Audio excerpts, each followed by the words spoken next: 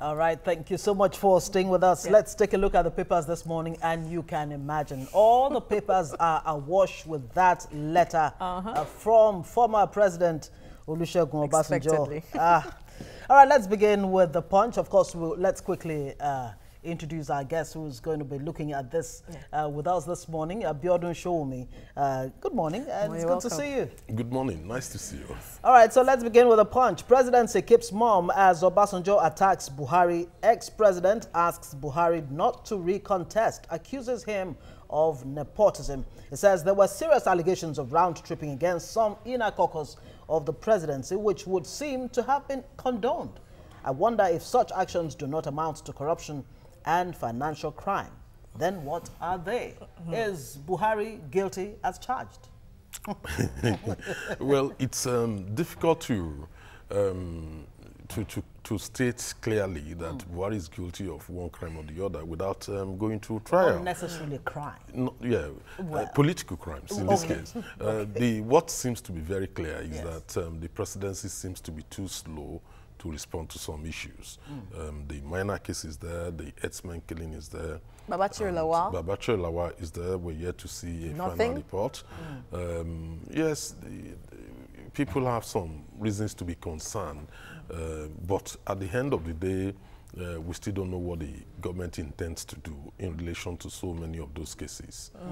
That's the problem. But then, yes, and the former president, listed so many points really apart from that one, and he said something that was quite, that struck a chord, kind of, that it could be that President Buhari is condoning all this, either by action or inaction, paraphrasing. Well, he even went as far as saying that, or tacit encouragement of what is going on. He was actually making a case, if you look at it, he actually commended the president for anti-corruption and also for the security. Yeah, but he seems to be speaking from both sides of the mouth. Precisely. Yeah, I mean, you're saying he's done well in anti-corruption war, Precisely. And then you now cite the issue of, nepotism and seeming condoning of, That is where the charge of nepotism comes in. That is, when it comes to other people, that is, those in the opposition, he has done very well because PDP was in power for 16 years. So they're bound to zero in on them and, x-ray what they've done. So he commended him that he did very well on that.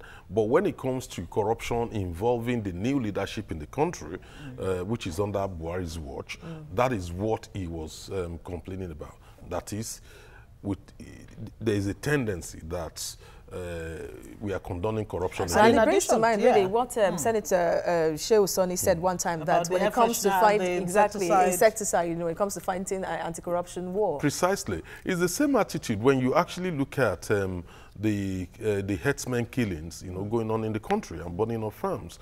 On one part, we tend to crack down on terrorism or on any criminal gangs, but for some reasons, we have not been able to crack down on the criminality, or even call by a the spade when it comes to this. Precisely. People have been so saying, you see this ambivalent approach to management from very quickly, in addition to all of that, of course, Nigerians overrated Buhari in 2015. That's according to the PDP. Well, let's just leave that there.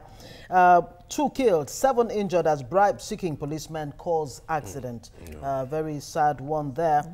What else is of interest? NNPC close to selecting financiers for refineries. And that's Baru reporting to Nigerians there. Hopefully.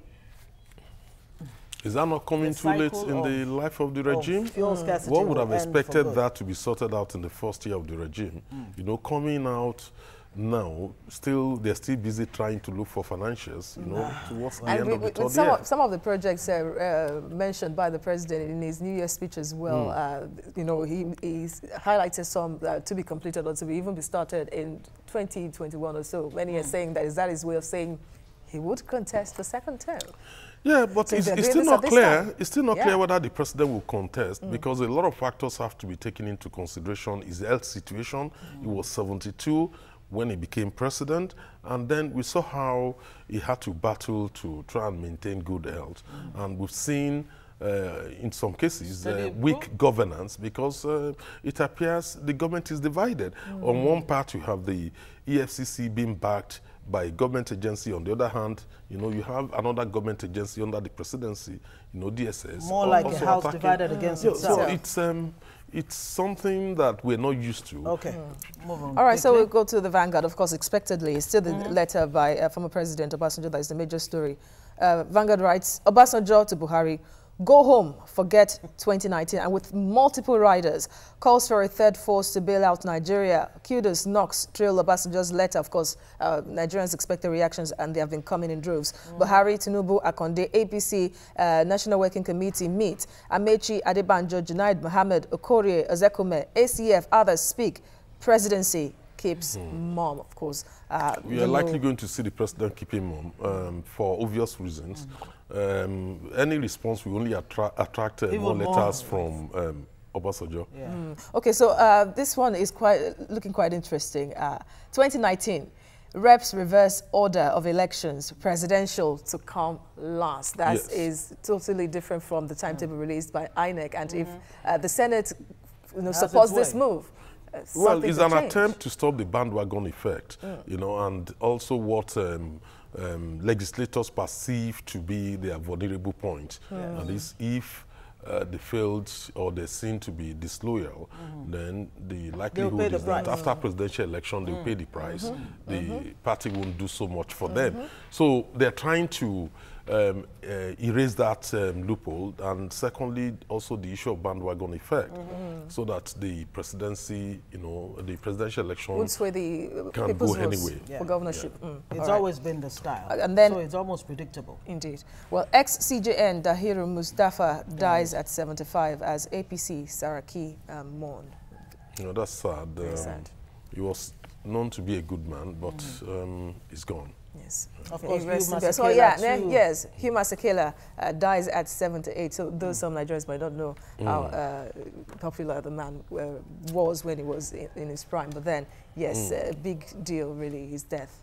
Yeah, it's quite unfortunate that father of African jazz, precisely, you could call him Masekela is gone. So I read about it in the afternoon yesterday, it was shocking. Yeah. Many people still would prefer Masekela to still remain alive. He was a major influence on many Nigerian jazz enthusiasts.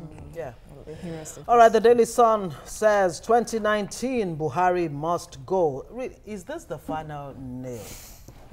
No, not necessarily, because when you look at what it simply means, what is going on clearly shows that the 2019 elections will be tougher than many people would have wanted it to be within the APC.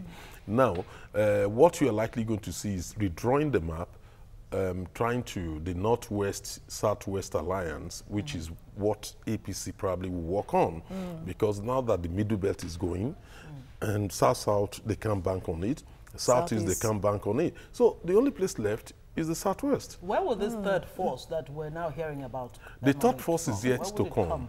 It's coming very soon. The third force is yet to come, because politics is very interesting. It's a bit complex. But then with this letter, really, you're not, I don't want to say afraid, really, for the president anyway, and the APC, that it could embolden more people to come out to say that this is not how it should be done. But President Buhari, just step aside. Because his government so far, until now, enjoyed a lot of goodwill and silence from so many people that Nigerians really expected to comment at one point or the other when they saw that some things were not going right. Well, it's a double-edged sword. On one part, there are so many people within the APC who would want Buhari to step down and not contest, because they want a fresh 8-year term. And there are tenures. There are also people within the APC who would rather have Buhari complete, you know, his own second tenure, so that the North is in power for 8 years. So it's all manners of different politicking going on within that dynamics party. playing out in this one. 350 million illegal arms, light weapons in circulation, and that's coming from the federal government. Of course, we do hear that 70% of the small and light weapons in West Africa actually domiciled in Nigeria. That truly is trouble. And police bar BBOG campaigners from Aso Rock. Okay, so we go to The Nation. The major story, yes, like I said, Obasanjo advises Buhari not to run for second term. So we just leave that. Lassa fever, 5 dead in Ondo. It is spreading again. Well, the Ondo State government will have to do something very fast to contain it, because Lassa cold is very deadly. We can't allow, Ondo is a major transit point for people going, to the north, to the east. So we can't allow that to spread to different parts of the country.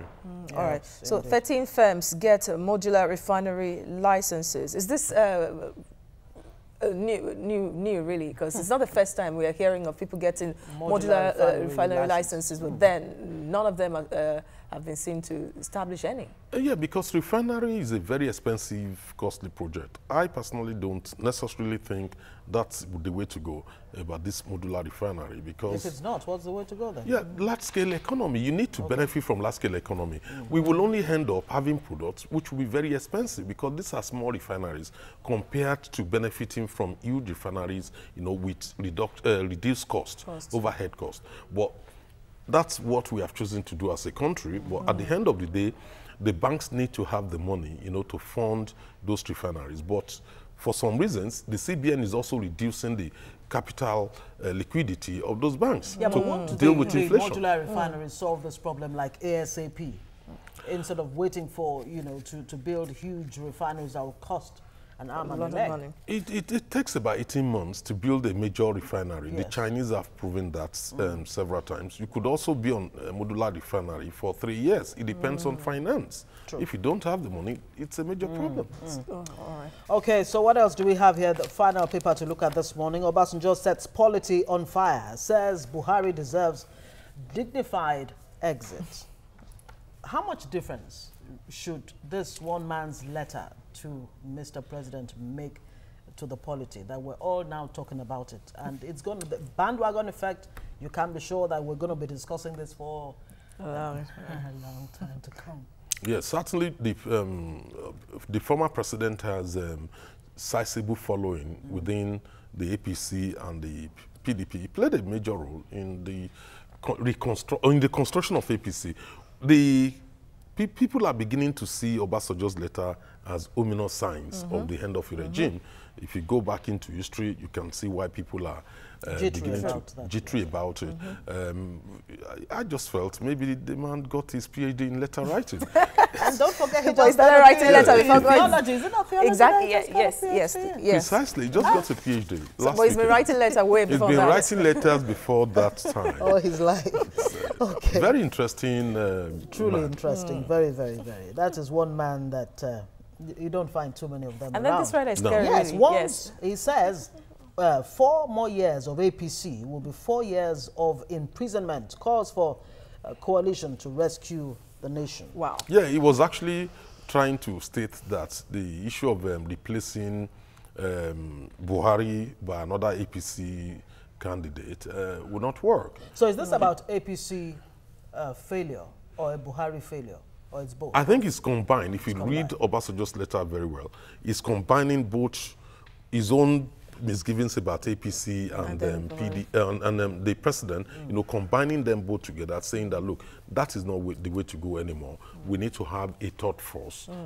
And that's the essence of his clarion call, to rebuild a new coalition in the country. And this letter came at such a bad time. The ruling party, ruffled, ends National Working Committee meeting abruptly. And PDP says it's been vindicated as presidency keeps mum. No, but at the same time, the PDP disagree with the issue of Obasanjo's clarion call on third force.